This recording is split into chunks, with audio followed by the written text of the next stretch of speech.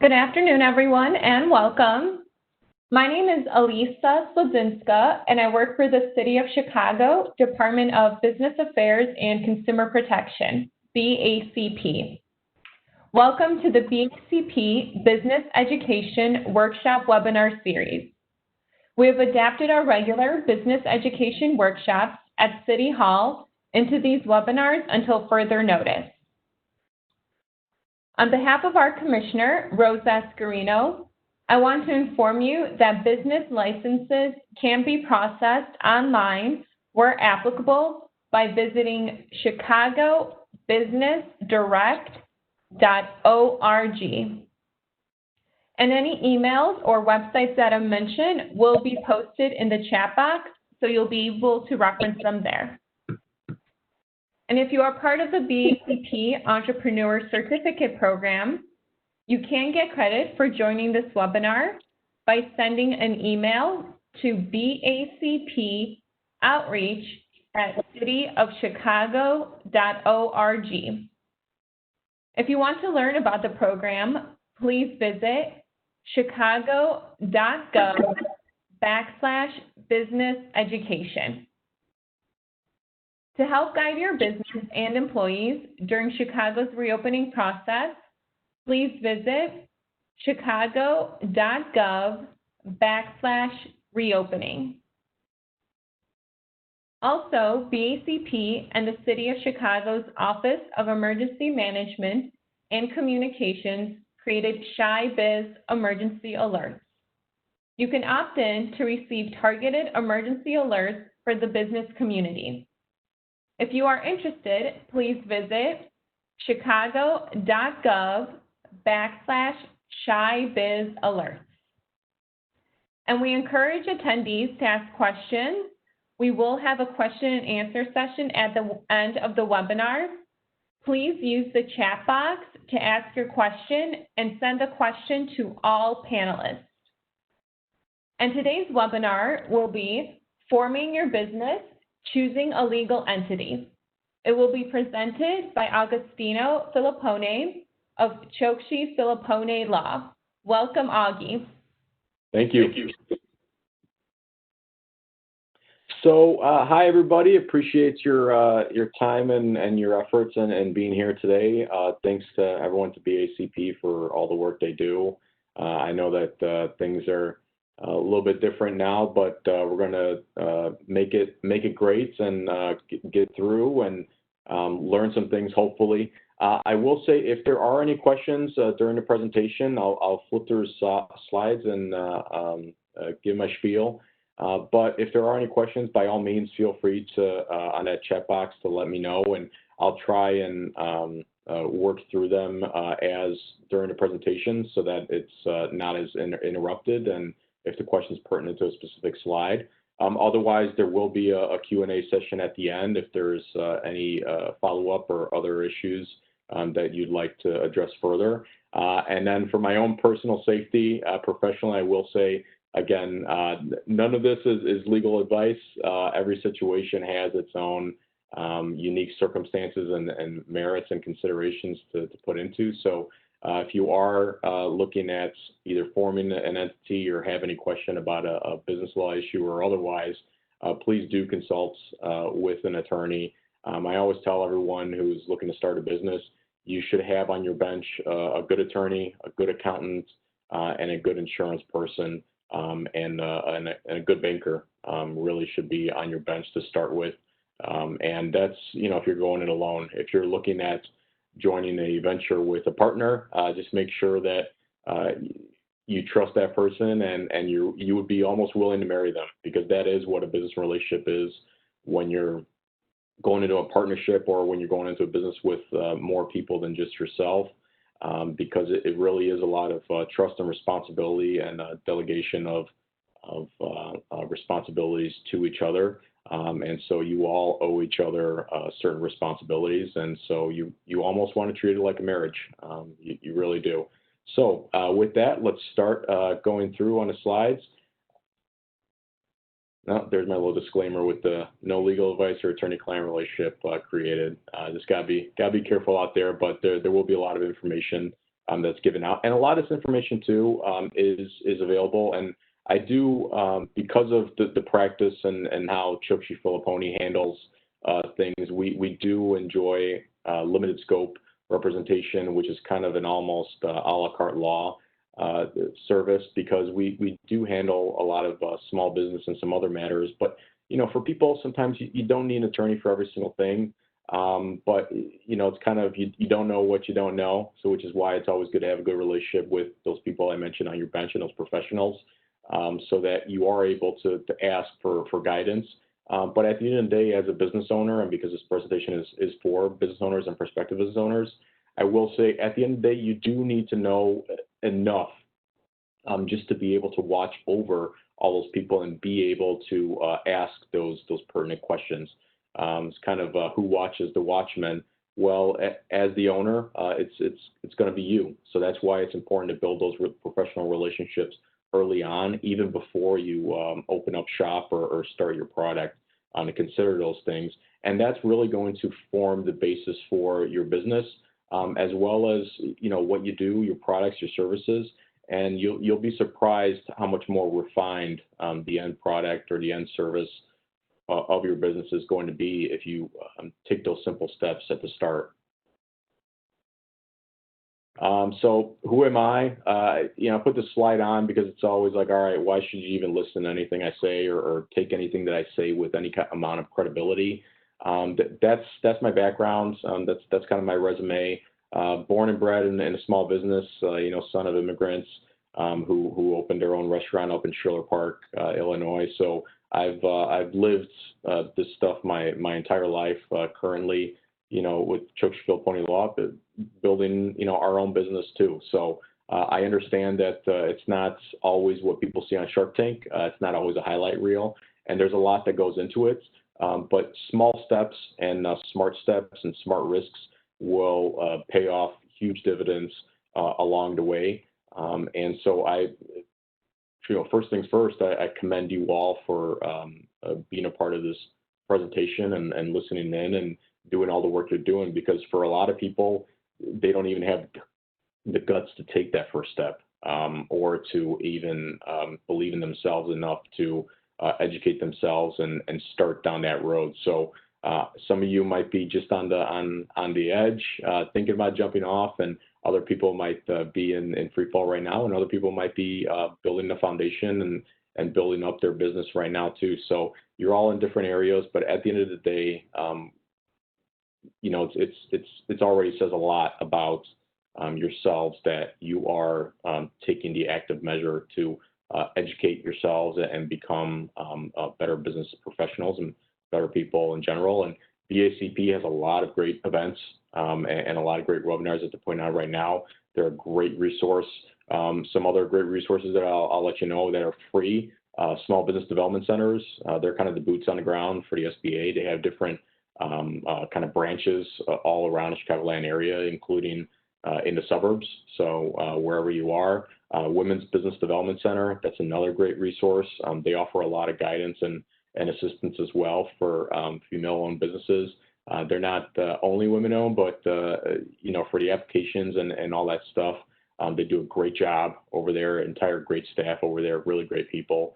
The other thing is even your local Chamber of Commerce.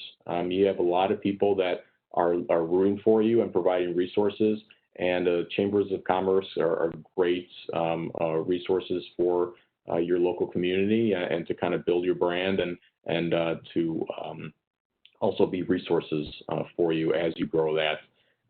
So that's to start with. Let's see, let's move on. So topic outline. Today we're going to be looking at a little bit broader, but it's part of choosing your entity and what you decide to do with your business and how you decide to grow it. Business planning and strategy, so kind of a MBA 101 in a box. Entity selection and formation, which will be the kind of considerations that you would take into place, and someone that was looking to start a business and kind of try and protect themselves. That's what I'd be looking at. And then best practices too, in terms of risk mitigation and some things, and then protecting your business. Again, what do you do kind of afterwards, and how do you best protect yourself and your business so that you can continue providing that value added service that you're giving to your customers. So business plan and strategy. Some of the things that I want to touch on, and again, that mini MBA in box is a SWOT analysis. That's a SWOT. If you've ever read anything or seen anything, a lot of times you'll see articles even online, just kind of briefly touching on this stuff. But if you go in depth into it, they're great resources. They're great tools to kind of consider as you're building your business, or at the start of it. You want this to be kind of your initial push into what the business is, and it'll help you refine what the business ultimately is. But even as you are building the business, as you are entering the business, as you are growing the business, it's very good practice to consider these things, over the lifetime of the business, because things change. As COVID has taught us, things can change very, very quickly. And so it's kind of, you need to adapt. And that's the one thing with being a business owner, whether it's a small business, mom and pop shop, or whether it's a large Fortune 500 business, is you need to be able to adapt. And you need to be able to be comfortable with being uncomfortable. And the minute that you don't have that mentality, you depending how big your company is, you could probably ride it out for a while, and you could probably rest on some laurels, but it'll catch up to you eventually, whether that's another competitor or whether that's a degradation of your business or loss of customers or something else like that. There's always telltale signs, so watch out for that. So SWOT analysis, that's the strength, weakness, opportunities, and threats for your company, both internally and externally. Porter's 5 forces and 5P marketing mix. Those are great for trying to figure out leverage and how you're going to provide your service and what other competitors may be doing that's better than you, or how to differentiate yourself. And then the business plan, which that one's going to be important, especially if, for yourself, it should be your document to start with, as a kind of your guideline. But sometimes, most of the time, lenders are going to want, depending especially on the amount that you're looking for, lenders are going to want a business plan, because they're going to want to know, what are we supposed to be giving money for? Where is it going to go? Do we trust these people that they're going to return the money with interest, and that they're going to be a good investment? Okay, so SWOT analysis. Again, it's related to your internal and external. It's both. You're looking at yourself in terms of what are your strengths. What's your core competency? What do you do well? What do you do better than everyone else? A lot of times people say, look, give me 1 or 2 sentences, one sentence even better, about what you do and how you do it better than everyone else, and why your business is successful or supposed to be successful as opposed to everyone else. Because there's, if this was easy, everyone would be doing it. And there is a lot of competition out there. If it was easy, you're going to get a lot of people jumping in trying to make a quick buck.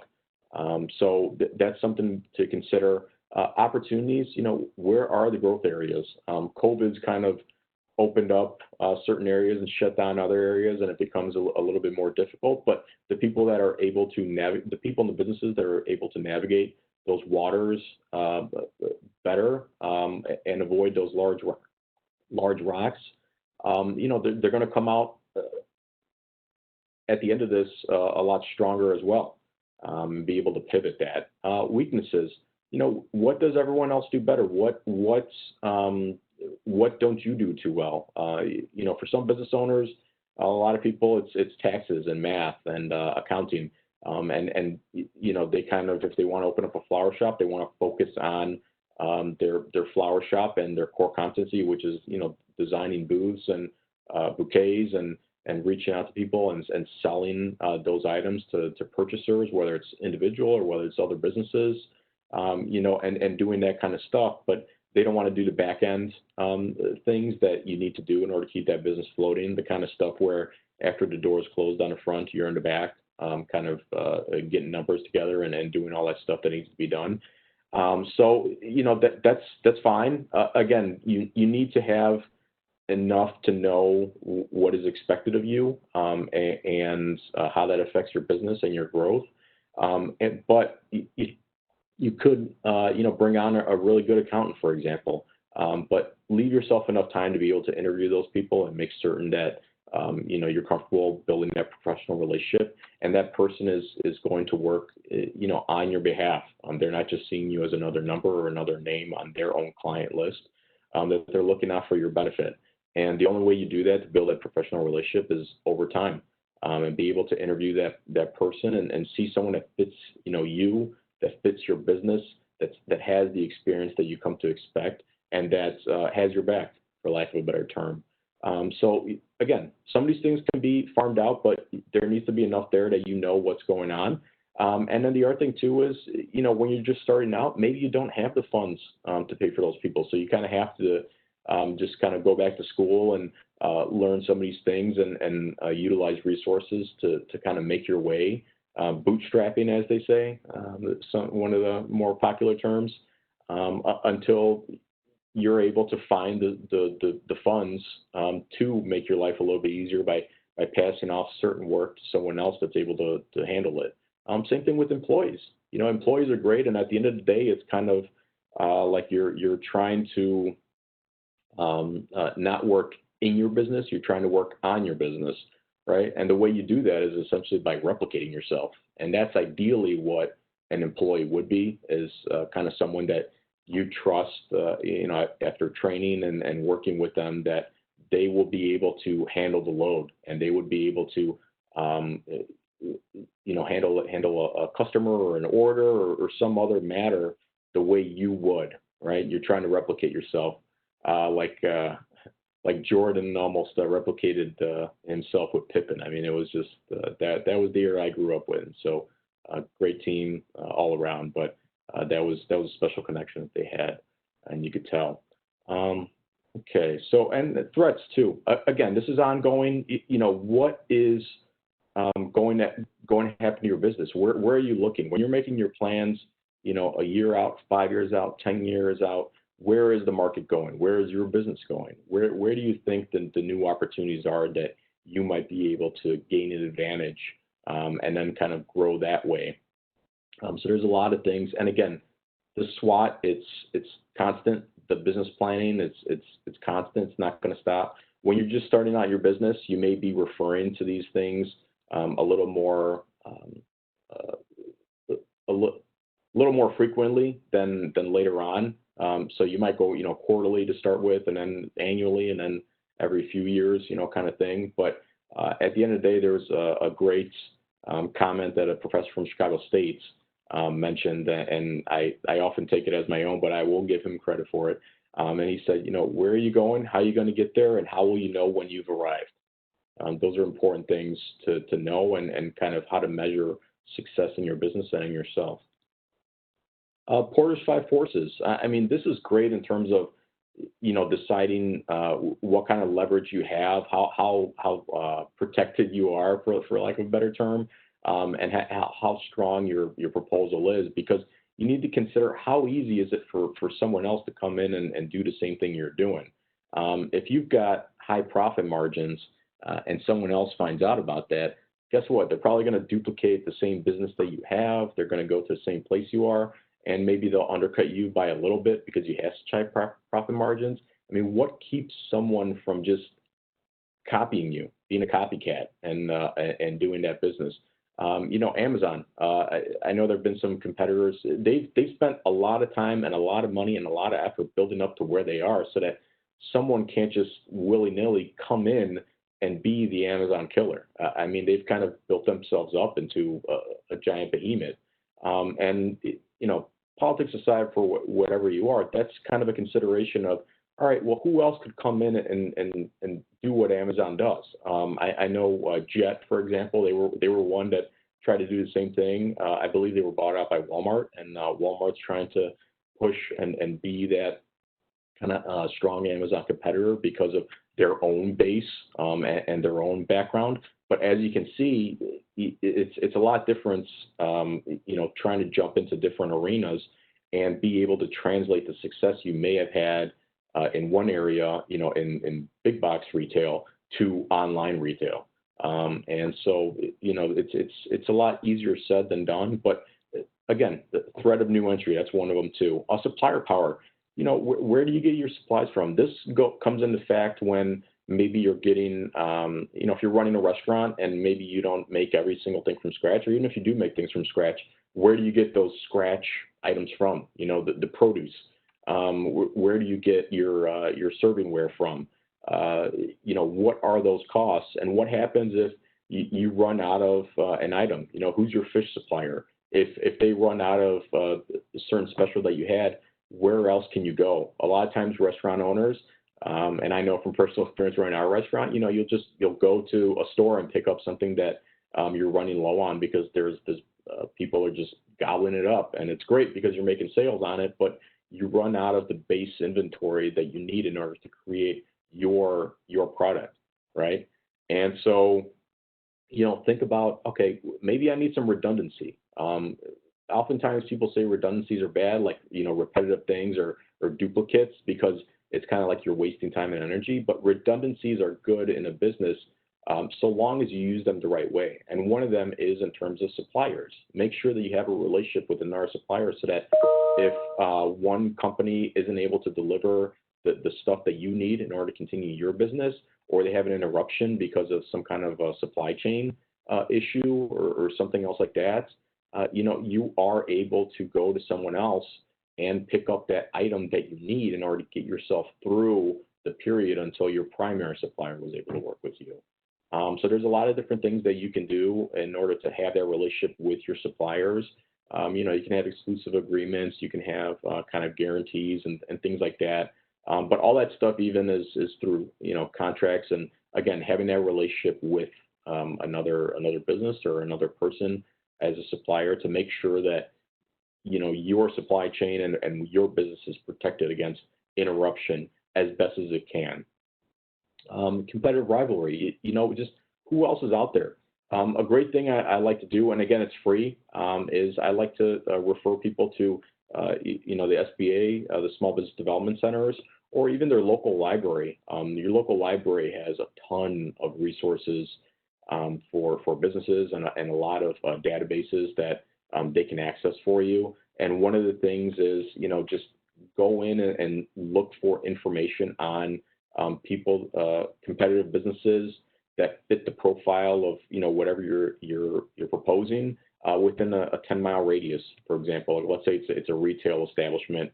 Most of the time, people aren't going to, if you're going into a retail establishment like an actual brick and mortar place, people aren't typically going to travel more than 5-10 miles out of their way unless it's for something super special.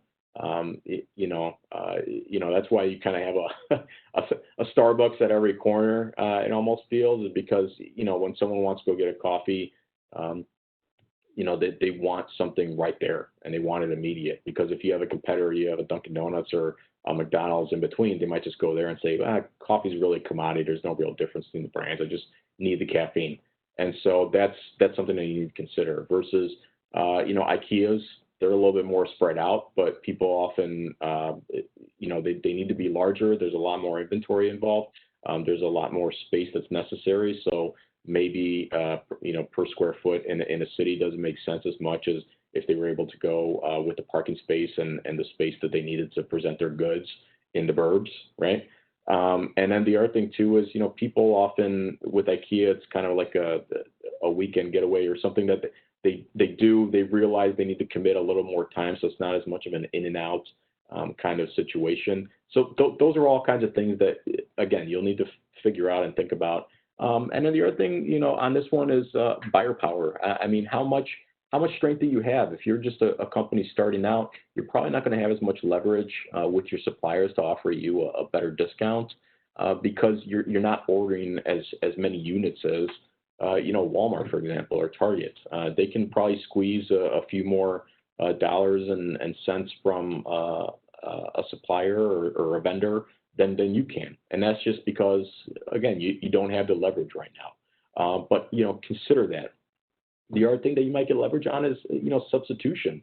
All right, you're not giving me the price that I'm looking for. I think that's a fair price, to everyone involved. So I'm going to go to one of your competitors because I think that I can just take out the piece that you were giving me, and I can put in this other widget from this other competitor, and they can give it to me at a slightly better price. So now do you want to come down, kind of thing, and how bad do you want the business? So those are all kinds of things that you need to consider. But Porter's Five Forces is a great one to do that. 5P marketing mix, I like that one too. In terms of how you sell the product or service, these are some things you should consider. And you're not expected to get all of them. But for example, product and price. It can be the exact same product, but different price point. And the expectation for that product that your consumers are going to have is going to be drastically different. If you have, a hairbrush that costs $1, okay, maybe that's your product. You're able to do it $1. You're still able to make some money, and you go out and you market this dollar brush to the public. Okay, fine. You can make your business on that. You can grow your business. All health to you, all success to you, and that's fine. But people are not going to expect that thing to go very far, and so the people are going to assume because it's a dollar brush, it's not going to last very long, and that's fine because maybe they just need it for a quick trip or something else like that. But if you're making a product, the same brush, but you're pricing it at $50. That brush better be something special because the people that are buying a $50 brush, they're going to expect that it's going to last longer. They're going to expect that it's going to feel more comfortable in their hand or on their hair. They're going to expect certain things, and so if you can't match that expectation that you have and what you're mixing up in order to kind of figure out what you are creating, why you're marketing it, who you're marketing it to, and what the expectations are so that you can bring in those customers as repeat customers, or even better, make them kind of evangelists for your product and kind of spew about how great it is to all their friends and family so that they buy the product, and then it kind of grows that way too. But think about those different things about what your product is, also the price point that you're looking for and how that affects your market for who you're going to sell this to. The people in terms of, who are you selling to? It's not going to be everyone. You may have a product that's for a specific age range, like tots maybe. So then who are you selling to? Well, you're really not selling to tots. You want to make a nice commercial so that they kind of bug their parents and their guardians about it, but you're really selling it to the parents and the guardians to kind of say, here's why we should shell out $10 for this colorful plastic. And it's more than just in order to get our kid to quiet down and stop bothering us. You need to think about that too. Promotion, how are you going to do it? Do you go online with your promotion? What sites do you hit? Facebook and Instagram and stuff like that, they have sponsored ads that you can take out with more specific targeted ads. But if you're just looking to open up a Facebook page or start an Instagram page or something else like that, and that's how you're going to sell it, for the most part, the base product that they have, it's free. So how do you get your voice across and your product across as opposed to someone that purchased a whole bunch of Google AdWords and did it in a smart way so that they can kind of funnel people that are interested in their product or may have an interest tied to it to their product or to their service. And then place two, again, where is someone going to find you? How are they going to find you? And you need to make that as easy as possible to, again, create that customer funnel so that people know, who you are, where you are, what you provide, and are able to, get their needs filled as expeditiously and as possible with the best value in their mind. And that's the other thing, what is value? And that's kind of like we were talking about with the brush, $1 value for a brush that's going to last a few days. Maybe it's worth $1. Okay, $50, it's a little different. And different customers have different values that they're pushing out. So we've got to look out for that. And business plan, like I mentioned, the lenders, again, they're especially going to want this, but you're going to want this too, whether it's for yourself or whether you're with partners or other shareholders. Just in terms of look, what are you doing? Why are you doing? Why is it better than everyone else? What's your lane going to be? Because the other thing with these business plans is they're kind of focusing you on what exactly you're going to provide. Because if you open up a shoe shop, but then you start selling water bottles and all this random stuff that you just picked up because you think it's cool, I mean, you just start becoming like a tchotchke store. And you know, if you want to go that route, that's fine. But usually with people that come into business with you and partners and lenders, they want to see that you have a laser focus on what you're selling, who you're selling it to, how much you're selling it for, and how you're going to execute that, right? The market analysis is a lot of what we had talked about. Strategy is part of that too, in terms of what is the vision, how specific can you make it, and how are you going to implement it. Organization management team, you know, who is on there? Is it going to be just yourself? Then you're everybody. You know, you're marketing, your sales, your accounting. You know, you're the IT person, all that stuff too. If you have multiple partners, kind of it's a good way to kind of look at each other and say, look, these are what our strengths are, these are what our weaknesses are. Here's what you're going to handle. Here's what I'm going to handle. We will, you know, regroup and we'll have open communication, and every few weeks we'll get together and have kind of strategy sessions to make sure everyone else knows what's going on and everyone can kind of fit together. A great example of this is kind of, you know, when you have a really good promotion, like you're in a bigger company and they have a big promotion on a certain good, and they're going to create a sale. It's like, okay, well, let's talk to the ops people, make sure that the supply chain, right, that we have enough inventory on hand, or that we can. What's the expected increase in demand for this good if we drop the price by a certain percentage point? For the marketing people, how are you going to advertise the sale? You know, is it going to be a coupon? Is it going to be an online code? Is it going to be something else? You know, point of sale type stuff. But how are you going to advertise it to kind of get people to know, hey, there's a sale going on. We want you to buy more of this stuff, and we're going to drop the price for it. The finance people, you know, are you going to be, is the price too low for what you need? And how is that going to be affected as well? So all these kinds of things go into just having a sale, and you want to make sure that everyone is on point so that you don't run out of something. I mean, you know, you look at the Popeyes chicken sandwich was the most recent one, but that was just a supply chain breakdown. They weren't expecting the demand. They didn't have enough suppliers in the back to continue the output that they needed, and so that just became. You realize that was just a most recent example that's coming to mind right now. But that was one thing where, you know, you need to have coordinated across multiple teams just in order to get a successful sale or launch of a new product, for example.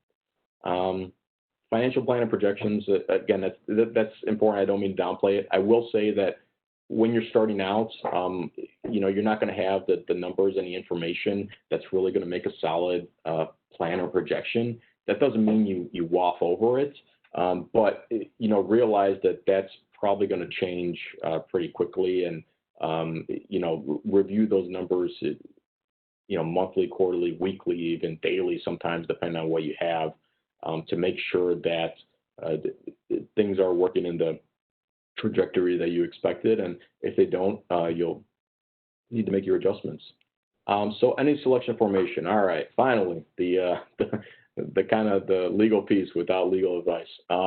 So really, at the end of the day, when you're forming a company, when you create any kind of company, whether it's an LLC or a corporation or you know, B Corp, benefit corporation, there are different things, LLLP. There's a whole bunch of different ones, but except for the sole proprietorship, which we'll get to, which is just like a lemonade stand. The other ones, they offer you liability protection. That's the biggest thing that you're looking for. It's how do you separate your personal assets from your professional assets, right? Because if you have a business, you want that business to, when you create a business, it's its own kind of baby, and it's its own entity in person. So you want to be able to keep that separate, and the financials separate, and the responsibilities separate from your personal. Again, politics aside, what that all means, how that can change, and how your views on that can change, what have you. But brass tacks, that's what creating a company is, and that's why people do it, is for that protection, so that you can kind of split that up. There's also, taxes, all that stuff too, but by and large, that's where you go into liability protection. Sole proprietorship. I'll kind of throw this one to the side. It is a lemonade stand. It's kind of like you're forming a company where it's just yourself and you're operating under a trade name, like Augie's Hot Dogs, something like that.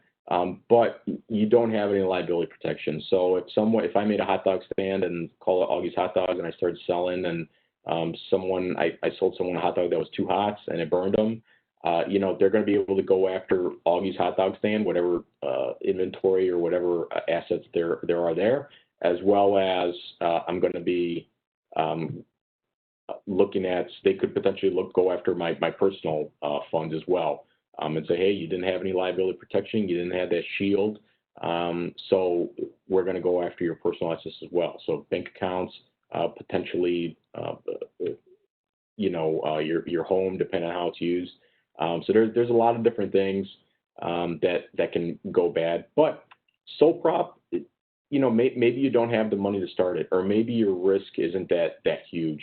Maybe you're just running like an Etsy shop that's selling jewelry that, that's selling gold coins or something. And so the risk of someone hurting themselves on a gold coin or doing something like that is not as huge. And maybe your sales aren't huge, just doing it as a hobby. So maybe you don't want to spend the money to create a company and maintain it and do the kinds of things that you need to do with the company to keep up those formalities so that you don't lose the liability protection. Because that's the other thing, you can set up a company, but because it's its own entity, because it's its own creation, you need to keep things separate. You can't commingle is kind of the key word, assets from your business and your personal accounts. So, if you use your, a company check to pay for your personal mortgage, that is a no-no. Leave a paper trail. If you're going to take a company check for earned, earned salary because you are the owner and the employee effectively, if it's a single person shop, write a check for the reasonable amount of those wages to yourself and then put from the company to yourself. And then you deposit that into your personal account. Then from your personal account, then you use funds to pay for your mortgage or whatever else that you need in your life. Because at the end of the day, you have a business.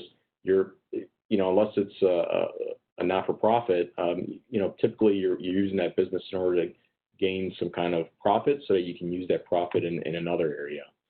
Whether it's towards the business and you keep it there and grow your business that way, or whether it's take out as, that's where your wages are, that's your salary, that's your livelihood. And so take that out as wages to, live your life and, buy that coffee and all that stuff that you need to do.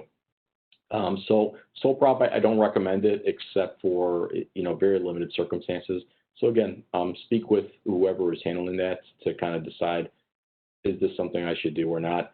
You can do a DBA, doing business as, where you actually get a trade name, so you don't have to use, just Agostino Filipponi. You could say Augie's Hot Dogs. That's how you're known in the community, and that's what you're doing business as. So that when you apply for any kind of business license with a local municipality or with the city of Chicago, you can write down, hey, this is my stand. This is what I'm doing. This is who I am. Partnerships, same thing. It's like a sole prop. But it's when you get two people or more. So that's all that really is. On the bottom there, you'll see that there's some like limited liability partnership options where you kind of get a mix of the liability protection, but really it's anytime you get two or more people involved, which again has its own kind of responsibilities and circumstances and strings attached to that as well. But really, it's just, again, you and your buddy open up a business and you start mowing lawns. And so you handle that and you don't really do anything to set up an LLC or a corporation. You just kind of do it on the side. If it's some high school kids doing it together, best buddies, that's fun. It's kind of, they're entering into a partnership. The thing with partnerships and any time that you bring on really anyone except yourself when it's not a sole prop is you have to worry about agency, because when I mentioned, think about taking a partner on almost like you're marrying someone, all right, well, whatever they do, you kind of become responsible for as well, because you are effectively one person. So you need to be careful about how that other partner is promoting the business, what kind of deals they're entering into, what they're telling potential clients, what they're telling customers. If I went into business with a partner and in my grass cutting example, and I didn't cut it the right way, and then the homeowner reached out to my partner and said, "What are you going to do about it?" My partner said, "We'll just refund you the money." It's kind of, guess what? Your company's refunding you the money, even though I might yell at my partner and say, "Why'd you do that? You didn't talk to me. You didn't get my side of the situation." Well, that's what you have, and that's what agency is. You're kind of taking responsibility for everyone that's in the company. So be careful with that. Corporations, that's one of the biggies, and you'll see them. You can be, an S corp, a C corp. That's really for tax purposes. And there's some other things that you'll want to talk with, whoever your attorney is and whoever your accountant is, to kind of, and everyone should be talking with each other. Again, your attorney and your accountant should be talking with you and in kind of a group to kind of say, all right, here's what we're thinking of doing. How is that going to affect this part, the finances? For tax purposes, would it be better to be incorporated as a C corp as opposed to an S corp, or an LLC or something else like that? And that's going to depend on who your shareholders are, who your partners are.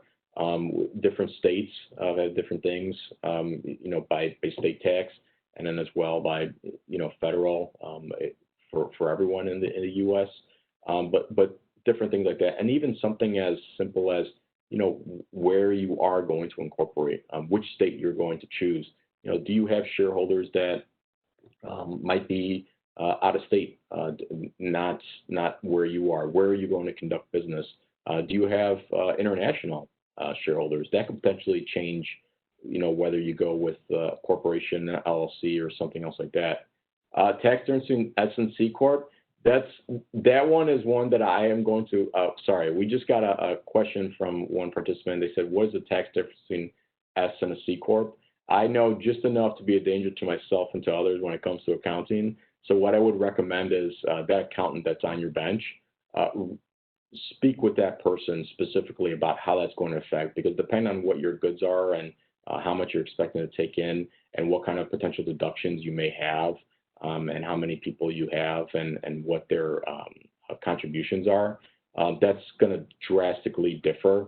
And also the international piece too. I will say for, a foreign-owned LLC or a C Corp, you'd probably be looking at 5472, which is an IRS form for international people that need to file for U.S.-based transactions and for companies. So that's as far as I'll get into that. So I'm not fully answering your question, but it's going to be very fact specific. Again, your accountant is the person that can best speak to that. But great question, and it's something that companies that may change over time too, because depending on what you bring in, or if you're exporting items too, or if you're importing items, or doing things like that, if you're doing international trade, or if you do a stock offering to the public later versus if it's a private company, there's different things that can change throughout the life of your business. It's not just going to be one or the other for the entire life of your business. Great question. Okay, corporation. The big difference, people often ask me as well, the question, what's the difference in a corporation and an LLC? But by and large, it still gives you that same limited liability protection. There are some restrictions in terms of number of shareholders and what you can do, but an LLC is much, it's still formal, but it's much less formal than a corporation. With corporations, even if you're not public, which I'll keep that one to the side, because as soon as you become a publicly traded company, sorry,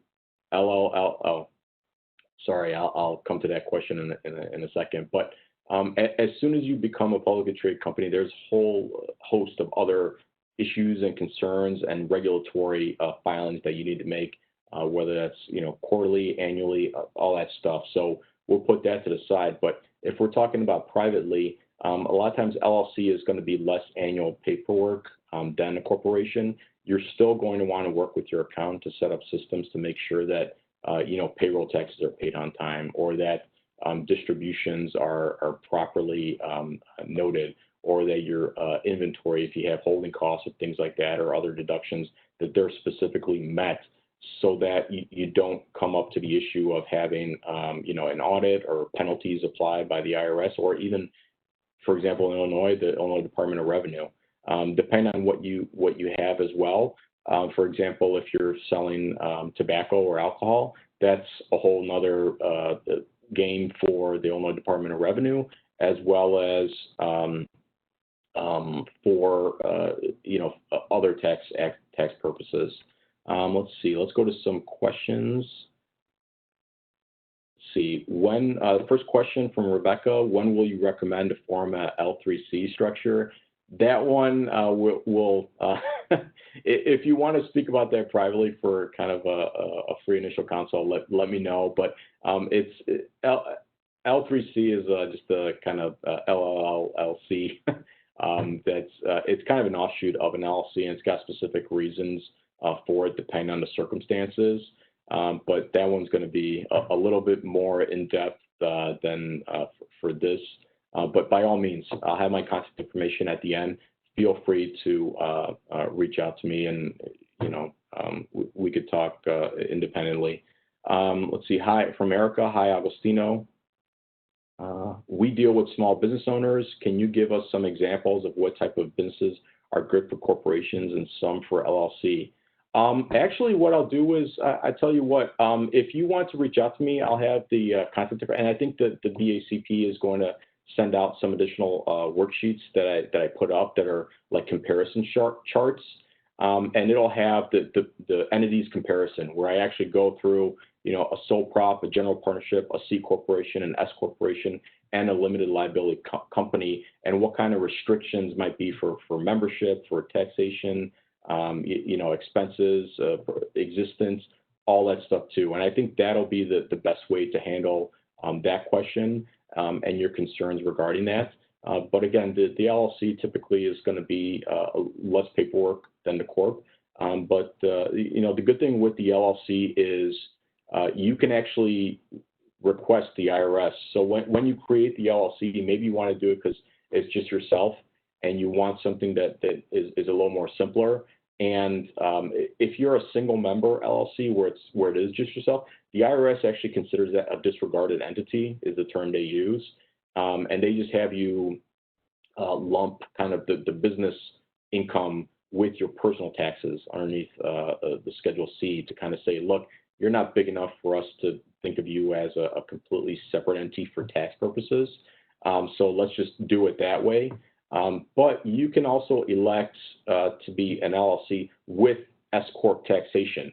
And again, that's something where you can talk with your attorney and your accountant about, where maybe you're making enough money where it makes sense. Hey, I want to get the benefits of being an S Corp, but I want the kind of the simplicity or some other reason why you went with an LLC as opposed to an S Corp or C Corp. And that's, again, a conversation that you would have with your attorney, whoever that is, because it's going to be really fact specific. But that's the general idea with that. And yeah, I'll make sure to send that that chart to you all.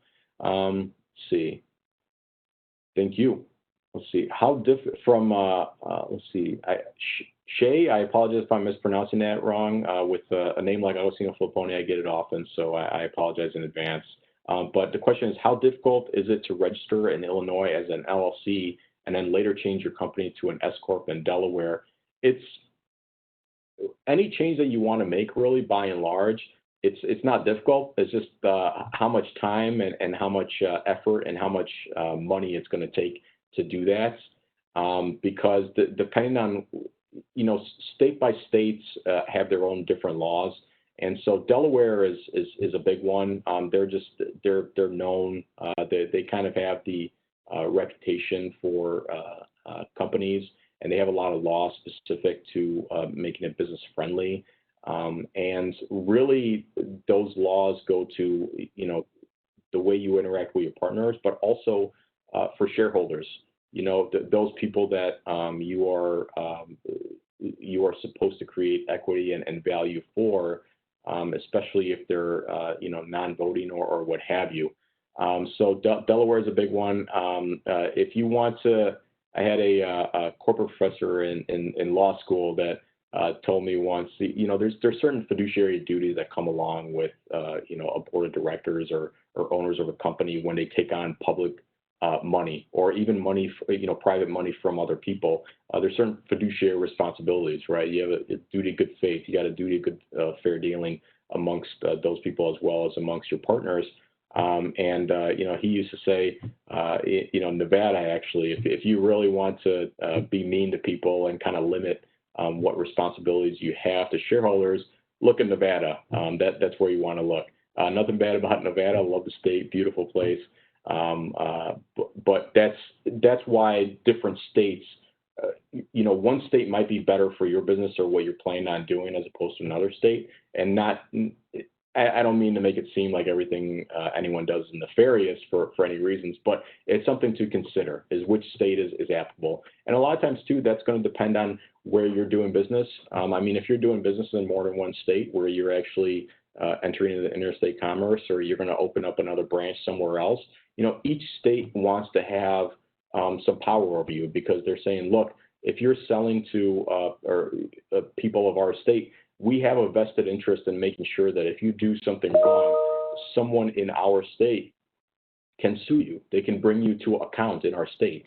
And so sometimes when you see these, like if you ever look at a typical contract, even if it's a credit card agreement, like you go to Home Depot and they want you to get that credit card agreement to get $50 off.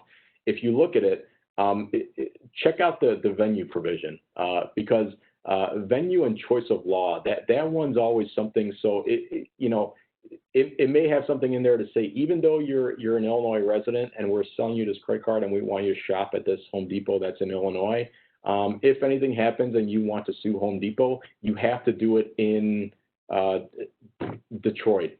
I don't know where. I'm assuming for Home Depot it'd be someplace in Georgia. I believe that's where their headquarters are. But they might say, okay, fine, you can only sue in Gwinnett County in Georgia. And so then if you bring some kind of lawsuit, then the question becomes, all right, are we forced to go down to Georgia to sue them for our issue, or do we try and appeal to the Illinois courts and say, hey, judge, this is the reason why this lawsuit is proper here. And so that starts getting into a whole about jurisdiction. But those are the kinds of battles, and those are the kinds of things where, when I mentioned during formation, the kinds of questions you need to ask your attorney and the kinds of things that any attorney should be speaking to you about, those are some of the things where it becomes really relevant, right? And then, so that's just an example. Limited liability protection, again, I don't mean to beat a dead horse, but we kind of went through that in my discussion with corporations. But again, the big thing with LLCs when you're handling them is there's a difference between a member manage and a manager manage. And the words sometimes get intermixed, but to put it simply, member manage is really where everyone has kind of the same rights, the same votes. Everyone's working together, right? It's like the Seven Dwarfs. But if you do manager manage, then you're looking at Snow White's coming into the picture, and Snow White is the one that's calling the shots. And so then all of a sudden, she becomes the person who's responsible for the direction of the company, for making decisions about financing, taking out loans, about what direction the company is going to go to, where it's going to transact businesses. Internal about employee, handling and wages and things like that. So manager managed, you're looking at who is the head kahuna. And so in my example, you got Snow White. So that's something you want to consider.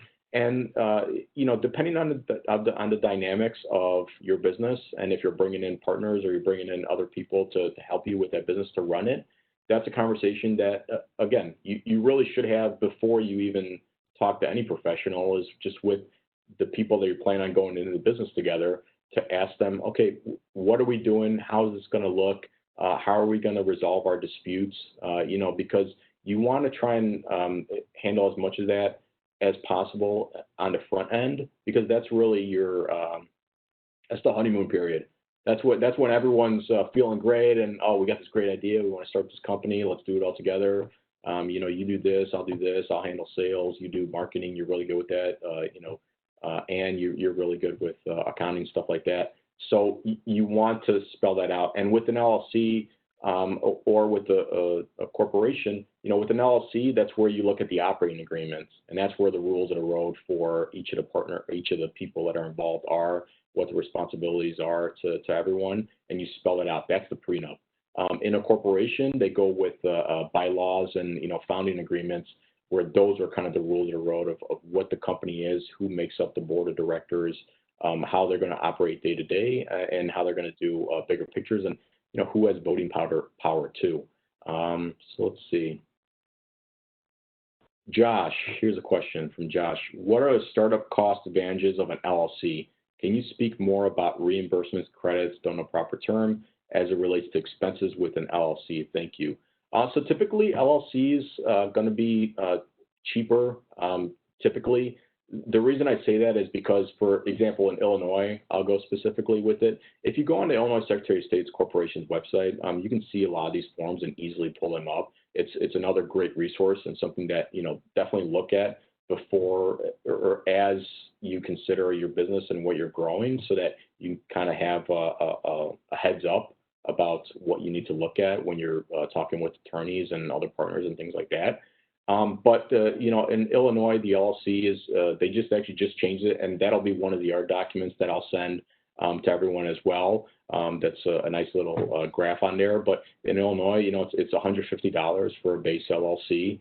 And then every year you have to annually renew it, which just means that you're telling the state of Illinois, I want to keep being a business. I am a business, and I want to keep doing this, and I still want the limited liability protection. So for that, they just changed it again recently, past few years ago, to $75 a year for that. For a corporation, you're looking at a percentage based on whatever funds you put into that company when you create it. So it's going to be based on whatever money you put into it. So if you put $100,000 into it, they have a formula on the actual form that has what that fee is going to be for being a corporation. And also when you annually renew that one as well, which the state would send you a notice, hey, if you want to keep being a company, you would pay that fee, which is a little bit lower, but that's the same idea. And that's what it really goes off of. The other little thing with LLCs sometimes that kind of plays into taxes too, and what those specific deductions would be, or what. Again, I think that's going a little far into the accounting realm, but it's definitely a conversation you'll want to have with whoever does your accounting, and as a consideration for the attorney who's helping you set up the company as well. But with an LLC, you have an option of something that's called a series LLC. And a lot of times you'll see them with people that do flips or real estate investment or things like that. And the nice thing about a series LLC is that you kind of create one general LLC umbrella company, and then underneath that you have all these separate LLCs for each individual property, for example. And so you might have, Augie Real Estate LLC is the main company, and then you have 1401 Main Street LLC, 1608 Elm Street LLC are two companies that are underneath that main company. And the benefit to doing the series LLC as opposed to just opening up each individual property as its own LLC is you can use one tax identification number for it, and also at the end of the year when you're deciding how to pay those taxes and what to account for, you kind of effectively lump everything together with the main company as opposed to paying each LLC separately and filing a return for each single LLC or each separate property. And then the other thing too is it's cheaper in terms of annual registrations, because now you're not paying $150 for each single company that you create and getting a separate identification number from the IRS for each separate company, for each separate property. You're putting that all together. So it's I think for Illinois, the Series LLC is $400 for the initial startup. But there's just different amounts, and ultimately the fee is cheaper overall than if you were to set up a single LLC for each individual company. And that's where I usually see it most is on the Series LLC is for people that do real estate investments because they want to keep each property separate. Because let's say, for example, at that Main Street property, someone trips and falls, right? Well, then they could only get the assets of that specific LLC, that specific property. Because if you didn't do it with the Series LLC, or if you didn't have that liability protection, what happens is they could potentially go to the other companies that you have, like that Elm Street property, or even your main company. And so it's a way to kind of wall off each of your interests so that you make sure that there aren't isn't any spillover. Okay, so the example I use with this one is like the Titanic when they were supposed to have those walls that kind of cut off so that more water couldn't be taken into the bulkhead. Well, it kind of spilled over the top of each of those walls, and so that's how it started sinking even further and further. But the idea, if you do it correctly, is you do have that wall of separation between each of the properties and the assets, so that if one gets attacked and something bad happens there and you get sued on that, you can at least protect the other entities because they're not doing the same business and they're not funneling money through the same thing. So that's kind of the idea, is just to have that separation. But the Series LLC is a way to kind of functionally make things a little easier for the paperwork. So that's a little wrinkle that's in LLCs that's allowable too. Let's see. Can you change to a series if your business is already established? Question from Kara. Yeah, we can. Again, you can do anything. It's just a matter of how much time it would take, how much paperwork it would take, and what the fees are. Even worst case scenario, it's going to be really fact specific. So I'll give that kind of caveat, which I know you've heard very often, but it's just true. I'm not trying to kick the can down the road. It's just it is the truth. But even if worse comes to worse, and you're trying to transfer something, whether a partner left or you're trying to do something in a different state now, what you would end up doing is essentially selling the assets of one particular company into a new company or a currently existing company. And so what effect that had on your taxes and what the value of that sale means and how you would account for that, that's a different question that again, your attorney and your accountant would need to work through to kind of set it up so that, because for most people they think what's the easiest way to do this, and what's the most beneficial way for me to do this. And beneficial a lot of times means where do I get the best deal, and how am I inflicted with the least amount of pain or risk by doing this. And so that's the conversation that you have with your professionals bench, and that's why you have those conversations early on. And again, they may change as your business grows, or you look to bring on additional partners or something else. So those are things where you want to have those open conversations with people. Scott, is forming an LLC in Illinois better or worse than, say, Delaware? Again, it's just going to depend on what you're trying to do. The only thing I will say is for whatever state you are deciding to form in, you do need to have a registered agent in that state. So if you were to form in, let's say you're completely Illinois, you're operating an Etsy, let's say you're operating a shop by just selling things out of your home online, and so you got your Etsy shop, but everything's in Illinois, you're in Illinois, you're the only person. So if you don't want to set it up in Illinois for whatever reason it might be, and you want to do it in Delaware, that's fine. And you can do a lot of that stuff online, but you'll need to register to agents in Delaware too. So a lot of times you'll see there's a lot of companies out there that say that they'll be registered agents for a couple $100 a year. And really what the registered agent is they are the person that's responsible and act as your representative in that state. And so what happens is for the annual renewals and any state paperwork that may need to be sent to the company, they will send it to the registered agent. That's the person that's representing you as the company. Also, if you ever got sued, the sheriff or someone is trying to sue you, they could notify that person, hey, you've been sued. If you want to fight this, go file something in court. Okay. And so for each state, so if you go out of state in Delaware, you need to have a registered agent. So that's an additional cost that you'll need to consider. But there may be a reason why you want to go in Delaware as opposed to Illinois, and there may be very good reasons. But that's something to consider, when you're looking on states, because it's kind of like where your brain trust is, where your operations are, where your sales are, and there's a lot that goes into it.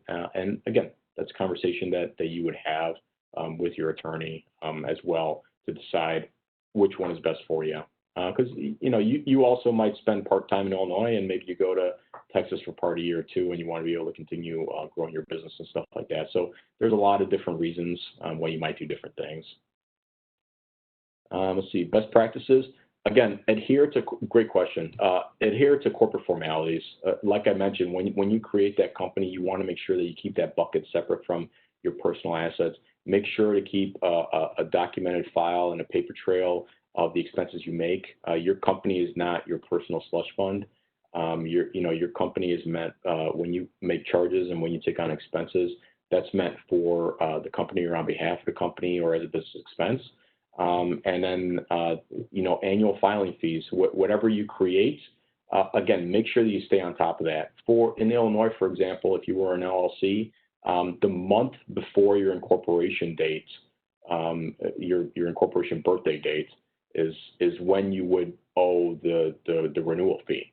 And so you need to be on top of that. Now, about 2 months before before your company's birthday, for lack of a better term, the state of Illinois, for example, will send you a letter that says, hey, do you want to renew this? Renew it by this date. And so you want to pay attention to it, because a lot of times I'll speak with people at these events, and they'll say, I accidentally missed it. There was a lot going on, COVID or a kid's birthday party or someone felt sick, and I just accidentally missed it. The state of Illinois, any state really that you apply to, they have they understand. They're not going to be, shut off and say you no longer have an LLC, it's over kind of thing. But they'll just charge you a small penalty on top of it to be reinstated, is the term that they would use for whatever state it is.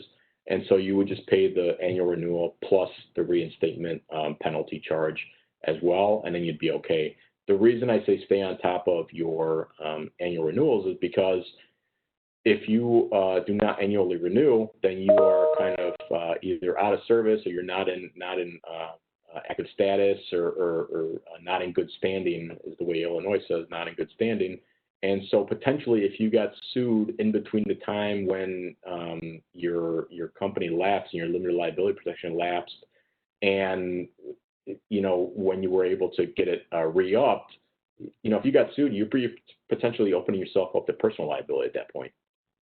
So that's a concern, because the whole reason you got the company was to give you that limited liability protection and that wall between your personal and your business assets. So if you don't re-up with the state and pay that small fee, it's not there anymore. So you got rid of it.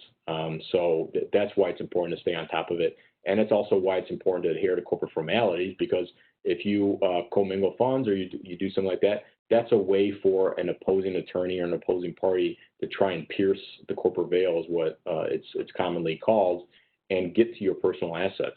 So that's why it's important to keep these kind of barriers. Let's see. Company actions. Again, you want to do as much as you can underneath the company's name. That's not to say you're going to be able to all the time. So, for example, if you enter into a commercial lease for a property or something like that, you want to enter into that lease as the company, not yourself personally, because then if there's a hardship or you need to, or something happens, the responsibility for that lease falls to the company and not yourself personally. For this reason, a lot of landlords will put a guarantee into their lease and say, look, we're willing to let you sign it as the company and take on this debt as the company, so that when you pay your monthly expenses, it's a company charge, for example, and then you could use that on your taxes later. But We also realize that anyone and everyone can form a company. It doesn't take that long to do it. And so we want to be able to know that if you skip out town on us and fail to pay, that we are going to be able to go after your personal assets too. And so, that's kind of where, as a landlord, you might want to watch out for that and put that into your agreements. The other thing is, for loans, when you go to open your bank account for your company, after you set up the company and you get an ID number, tax ID number from, the IRS, the other thing is if you open up a credit card in the company name, it's great. Then you can start putting charges underneath the company name and operate, and it gives you that, that power.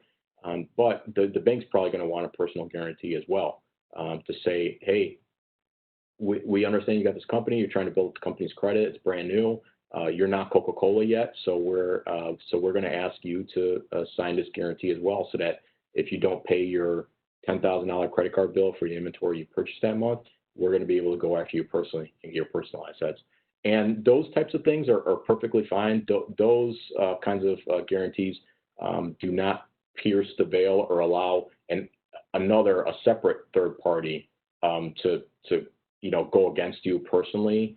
If they were to sue you, they can't use the fact that you have a personal guarantee with a landlord or a personal guarantee with a bank to say, hey, you were commingling funds, or you pierced a hole in the veil. No, it doesn't work that way. It only gives specific contractual rights to that person that holds the guarantee. Other people can't use it to try and weasel in to your personal assets. So that's something to consider. Let's see. There was a question. Shai, my apologies. Thank you. Shai, do you file written agreements, i.e. non-compete agreements, vendor contracts, etc., with the Secretary of State, or do you maintain those documents and then hire an attorney if there's a breach in the agreements? Yeah, state of Illinois doesn't care about those things, so you don't need to file non-competes or other things with the state. The only thing that you may consider filing with the state are financing statements or some other documents, or maybe even liens, depending if you have them against a company or a person. Like sometimes if you're a contractor, a mechanic lien is one thing where you go into a home and you do some work. Maybe you put on some new windows, and then the homeowner stiffs you and says, I'm not going to pay you. And so if they don't have a good reason for that, if you provided good work and you did everything that you promised to do underneath whatever contract that you have with that homeowner, for real property at least, you can, or even for car shop or things like that, but you can file what's called a mechanic's lien, where you're actually saying, hey, I worked on this car or I worked on this home and I provided increased value in that item. The person didn't pay me what they promised to pay, so I'm going to file a lien on behalf of that on that item, so that if someone else wants to buy it in the future, they need to take care of me first. Now, there's, like with everything else, that's kind of the big picture summary. There's a lot of specifics on how you do that and what steps you need to take, and kind of what you need to do before you can file the mechanic's lien, and also how much time you have to do it, because you need to worry about, with the mechanic's lien statute, you need to take certain steps and certain actions to protect your interest as the contractor or mechanic within a certain amount of time. Otherwise, you kind of forfeit those rights. So that's another thing that, if that's the kind of business that you handle, something that you want to look into at the very least, and or talk with an attorney to kind of figure that stuff out through there. Vendor contracts, same thing. It's just, speak with a good attorney, and, if you've handled them very frequently, that's already a leg up, but you'll want to make sure, read the agreements, make sure you understand what's in there, and leave yourself enough time to be able to negotiate parts of those agreements, so that you're not under the gun with trying to get something done, and you hold yourself at the behest of whoever that other person on the other side is, because that's the worst time to negotiate any kind of agreement, because you're leaving yourself so little time, and the other side's invariably going to pick up that you really need the stuff, you're crunched for time or supplies or whatever the reason is. And so it's really all about leverage. So long as you give yourself time for those kind of contracts and for those negotiations, you can strike a better deal on behalf of yourself. And you also get the ability to kind of, just give yourself a little breathing room and read to make sure that you understand what you're signing on and what your responsibility is and what your privilege as a result of that contract is. And then if there is any kind of disagreement, again, that would be something where, you'd go to court most times. Sometimes agreements have arbitration provisions or different things like that try and keep you out of court. But that's a whole different conversation completely. But that's something else, just a little teaser of some other stuff that you'll find in most common contracts. And that's a reason why you want to read them. You want to be able to understand what they mean. And if there is any ambiguity in there, in terms of what the person said they were going to provide and the contract says something different in writing, get that written out, because at the end of the day, what's in writing is a lot better evidence, and in most cases is really the evidence that you bring in and not what they said. Because, when you go what he said, she said type of thing, it's a lot more difficult to prove a case than here's the contract, here's what it says, it's plain as day, here's why we're right, Your Honor. And that's hopefully, if you have a good contract, that's what will be in there. And that's what your attorney will be able to say on your behalf. Hey, Augie, it's Elisa. With the last 10 minutes, there were a couple questions that came in privately to me. Oh. So I'm just quickly going to run through them. Okay. And I'll put up my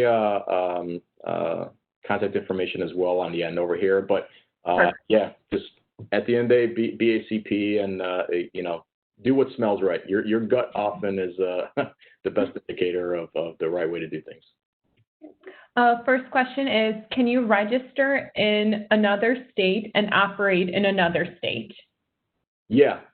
So long there has to be a reason for it, and by and large, people that register in a different state, the reason for it is because they're looking to operate in that state or another state, and that's fine. The only thing is, again, if you're going to be selling wares or doing business in any particular state, you're more than likely going to need to file with that Secretary of State, because you are conducting business within that jurisdiction, and each state wants to have power over you to make sure that if one of its citizens or one of its residents, sorry, that's the right word, one of its residents has an issue, that they are able to find you and hold you accountable for that. So, yeah. Next question is, I visited websites that sell LLC registration packages in certain states at a lower price than hiring an attorney to provide this package. If a startup business is low on funds, is it okay to buy one of these LLC registration package deals? You want me to undercut myself? Oh my goodness, I got kids to feed. You got to be careful. So what I tell people with that is just, even if you're using an attorney, attorneys are different, even across the board, in terms of whether you go to a small firm that's got more, attention to something, or a big law firm that's got more experience and fees and things like that. And so that's why I mention always leave yourself enough time to interview the attorneys and make sure that they're a fit for you. And that includes fit in your business, that they answer the phone, they actually respond timely, that they are offering products or services that are tailored to you, and at a price point that's sufficient. Because the last thing you want to do is start a business and you only got $10,000 to start it, and some attorney's saying, well, you got to pay me a $10,000 retainer. It's like, guess what? It ain't going to work. You're behind the eight ball to start with. So those services, they have a place. I don't have anything against them personally, but I will say, make sure that you understand what you are getting and what you are not getting with those services. I actually clicked through a few of them just to see, all right, what's my competition? And again, go into that competitive market. Who's the competition? What are they providing? What's your strength? What's your weakness? What, stuff like that. Like I was mentioning at the start of this with the SWOT and everything, that goes for legal services too. So if that's the way you want to go, so long as you understand what that involves, and understanding that you don't have, it's not a cookie cutter approach for, companies all the time, because your circumstances are going to be really unique. And so you're not going to be able to get that conversation from those companies. I think they started having like consultations where you pay an additional fee and they talk to you, or they started trying to change that a little bit. But most of the time it's like they give you a form and it's just, here's a common operating agreement that a lot of people use. And here you go.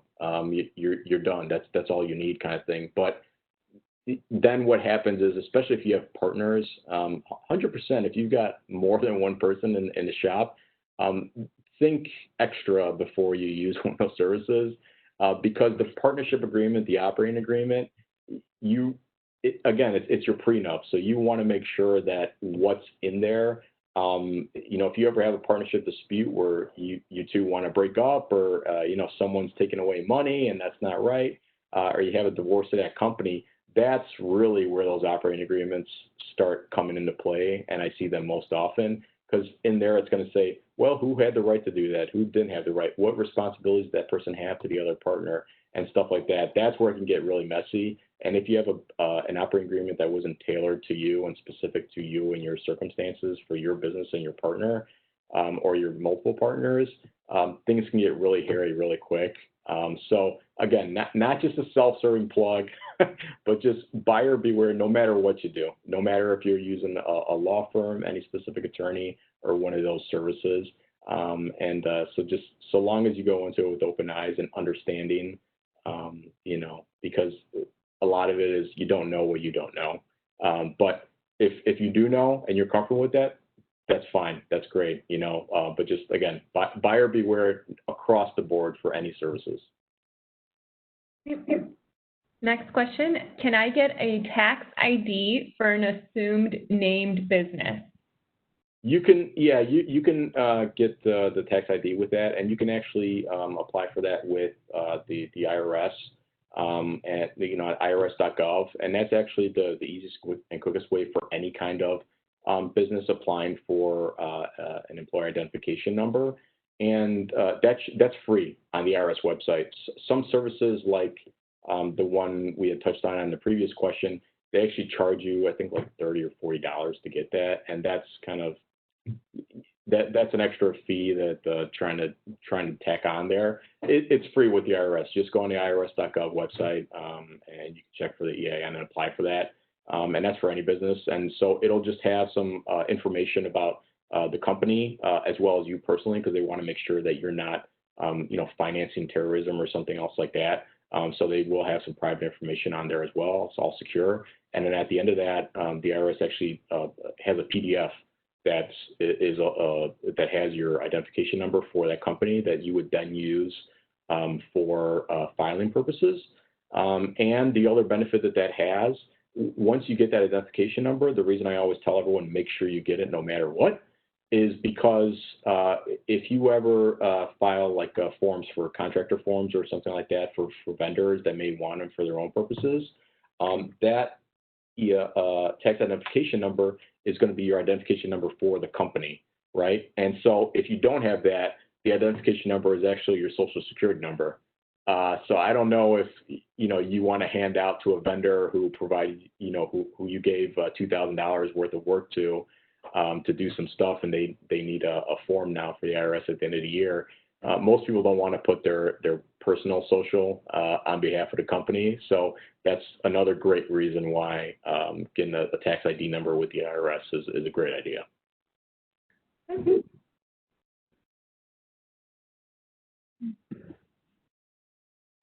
Next question is, and I believe this is going to be our final question, is it possible to have more than one business under a single LLC? Do you have to do separate business registration filings for each business? Also, if this can be done, is it advisable to do? I'm gonna assume certain things. If they're their own standalone businesses and they have their own kind of standalone employees and products and things like that, you're probably going to want to do separate businesses for each one. But if you've got something where you're utilizing the same employees, you have the same kind of brain trust and management team, and you're operating out of the same location, but you just have different brands of products or something that you're creating, then at that point, you can do it all underneath one company. The biggest thing that's going to be a factor to it is, what I just mentioned in terms of how connected they are. And then the other thing too is, who is responsible for what in terms of, let's say you have an operating agreement. If that's got in there, what is the business purpose? So if I say the business purpose for me and my partner is to open up a shoe shop, and then I try and open up a water park as well using the shoe shop money, my partner can jump in and say, hey, the operating agreement, the prenup that we had, right, the business prenup said that we're using all this money for the shoe shop. So why are you're wasting the money by doing the water park? Our entire goal was to open up the shoe shop and make it the best shoe shop possible. So that's another consideration that you can look at there. And then the last thing I will say is, you just want to make sure that you kind of mitigate your risk as much as possible, because if you've got multiple different companies and multiple different products underneath the same kind of umbrella, underneath the same roof, if some consumer hurts themselves with one product, or is or if a vendor is doing business with one business or something name that's got a contract with it, they could potentially get everything. And so you kind of, it's almost like a chain reaction where you attach to one thing or you hit one thing, it opens up all the assets for everything else in there. So that's kind of what I was talking about with, for example, the Series LLC, which might be a good option depending on what you're looking to do, or even just the whole reason why you set up different companies in general. Great. Well, thank you so much for joining us this afternoon. I do want to mention that this webinar is being recorded and will be made available on our YouTube channel. I posted the direct link in the chat box, but it is youtube.com/ChicagoBACP. And Augie's contact information is on this slide, so you could reference it there as well. Augie, any final words? No, I just want to thank everyone for attending, and want to thank the BACP for putting us on and inviting me back. And again, the fact that you all are attending this and taking part in this and providing some really, really great questions shows that you're going on the right path and the right route to have professional businesses and responsible businesses, and be good stewards for yourselves, your families, and your communities. So I just appreciate the opportunity, and we'll send out those comparison charts that I mentioned. And if anyone wants a copy of these slides or otherwise, just feel free to reach out at any time. Thank you. Yep, thank you so much. Have a good day, everyone.